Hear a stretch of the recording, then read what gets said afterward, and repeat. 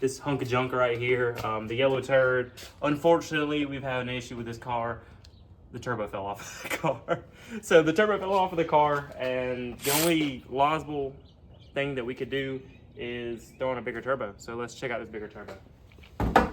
This turbo right here is a Pulsar 2871R.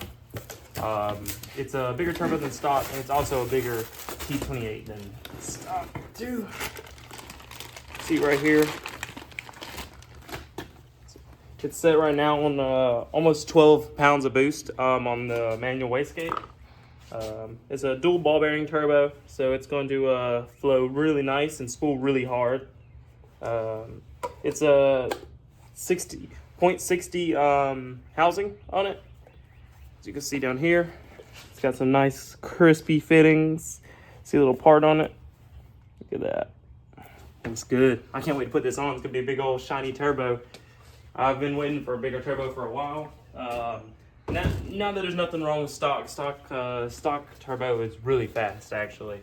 But it's a stock turbo, man. We need to get bigger and better fittings, or bigger and better turbo on this car. So when Zach called me over today, I really thought this was going to be a simple install. You know, can't be that hard to take off a manifold and a turbo, but give us a run through, Zach. So for starters, whenever I invite you to my house and we're working in bad conditions, it's never a simple install. That's why you're here. So basic run through is we're going to be replacing the turbo, we're going to be replacing the elbow, and we're going to be replacing the downpipe. So to start off, we got to take off this intercooler piping right here. We got to take off all the vacuum lines for that, the wastegate and the boost gauge. We're going to take that off. We're going to flip it and put it over here. We're going to take off the power steering pump because it is extremely difficult to get the turbo out if you do not do that.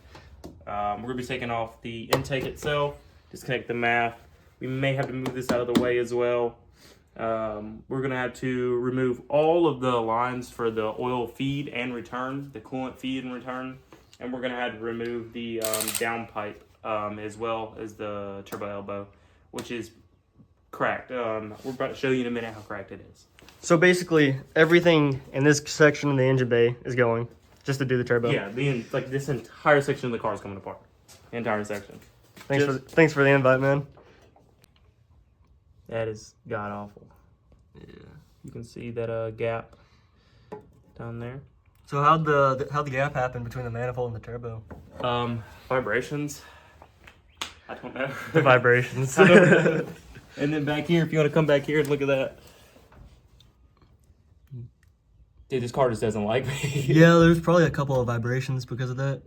I genuinely just think this car does not like me. That's pretty bad. That's pretty bad. So that's why the new part we got right here has a flex pipe. Old pipe was just a normal pipe, right? Standard Yeah, pipe. there's no flex pipe here, so it'd rattle constantly. And with high horsepower setups, you do need a flex pipe because the engine's going to shake a lot from all the power. And yeah, his didn't have it, so it broke. And I have poly mounts and everything for the engine mounts, and it still cracked it.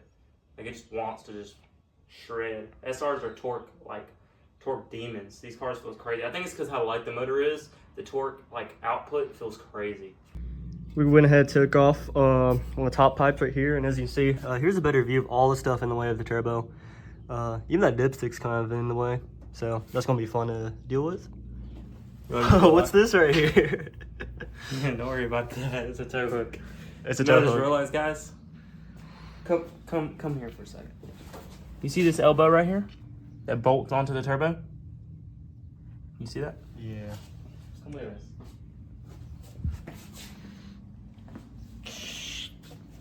There's nowhere for that to bolt onto. So I'm gonna need to make a new intake setup. We got a couple things out of the way now. I got power steering out of the way. I think he just took off the pipe down there, right? Yeah, the pipe is The what pipe. we call it. The pipe. So now we're about to take off the AN fittings for the turbo, so it's gonna get real messy here. And We're gonna need a bucket. do we have a bucket? My mom's cleaning bucket. That's terrible. Taking off the oil fitting. There's my washer. How much of a mess are we making? Banjo bolt. Making a big mess. Sorry, Zach's mom. Yeah, should be okay. I cleaned it out. Unfortunately, I don't have the can't put it on the lift and clean the bottom side of the engine anymore. Come on, I thought we were making good progress, right? Something like that. Yeah, manifolds are always the worst to take off. You got all the top bolts off almost? Yeah, I got this last bolt. Good. And then we have all the bottom ones, right? No, it's all. No, really? Yeah. You can reach them all from the top. Try to make Subaru coolant with the coolant we got in there. Oh, you only got a couple gallons. Only a couple. Yeah.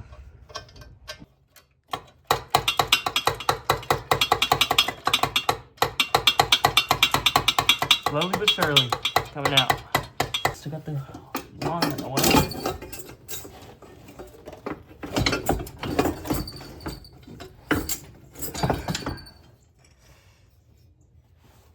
Coolant.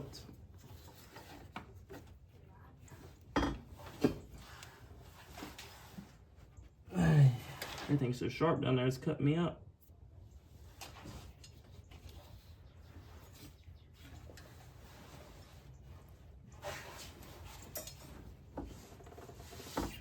You gonna help? You just gonna record, man? You just gonna record and ain't gonna help? Old school epoxy intake with a Z32 MAF.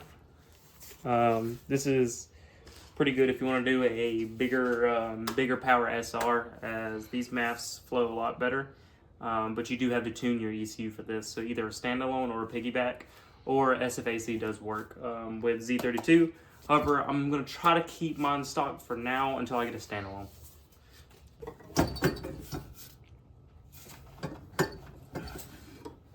It's stuck on now.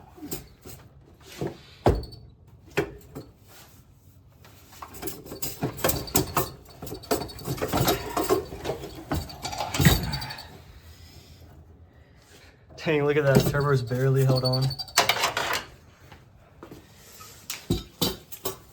That is crazy. Oh my gosh. All this is cracked. Yeah, right snap here. all my studs, dude. We're gonna go get studs. Dang. That's insane. That's crazy. What do you think, Zach? I don't know what to think. Wow. Here's both of the turbos side by side. Here's the brand new one. It's really shiny. It's also a lot bigger. But there's a couple issues right here. You see the old one's angled up going this way. But this one, if you even if you take it off right here and switch it around, it's going to go straight into this wastegate. So we got to figure something out about that now. Or else he can't drive the car. This freaking bolt in here, dude. For some reason, these come only top mount manifold ready when you get them from Pulsar. So there's little bolts back here. You have to loosen all the bolts back here, and you can turn the turbine, the front and the rear, clockwise and counterclockwise in order to mount it where you want. And one of the bolts in there on the back of the housing was super cramped up where the manifold flange is right here. This one in here. And you can't reach it with a wrench. Yeah, look at that right So there. I had to use a crazy contraption to get it to get it out. And right now, even with your current setup, this doesn't even mount Yeah, all it the way. doesn't even mount up all the way. It's just the way it's going to have to be, unfortunately. So you may notice I am putting a new oil restrictor on my new turbo. That's because this is a dual ball bearing turbo, and this is just a normal journal turbo. So if you can see right here, the restrictor on the journal is a lot bigger than the restrictor on the dual ball bearing. The dual ball bearing turbos don't like that much oil compared to the journals, which love oil. So you can just send as much oil as possible through the journal and it'll be okay, but not the dual ball bearing. I actually haven't.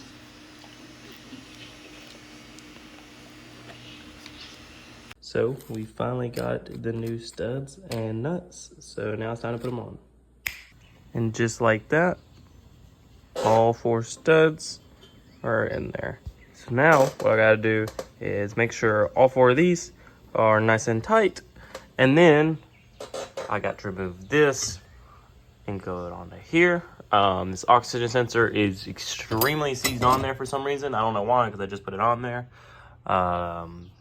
But we got to put it onto the OEM downpipe because I'm tired of these. These keep breaking. And then we can finally mount the turbo onto the manifold. And then we can put it onto the car. I've been waiting so long for this. These studs took forever to get here. I didn't even get any information when I bought them that they were going to take forever to ship out. So they finally got here. I got, like I showed before, some nice new nuts for them as well. So we're going to have all new hardware. It's going to be great. Okay, got all those studs tight. Those on here. There we go. Just the brand new washer. You can see over here. I have put on the new sensor now. Everything's tightened down. We got the top one right here at the top of your turbo. It's always gonna be at the top of your turbo. It's gonna be your oil feed line to the block.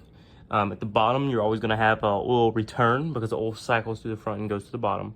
And then on the sides, you're gonna have one oil coolant return. Or this one is actually the coolant feed. And then this one is the coolant return right here on the other side of the turbo. So there's gonna be your 4 turbo lines.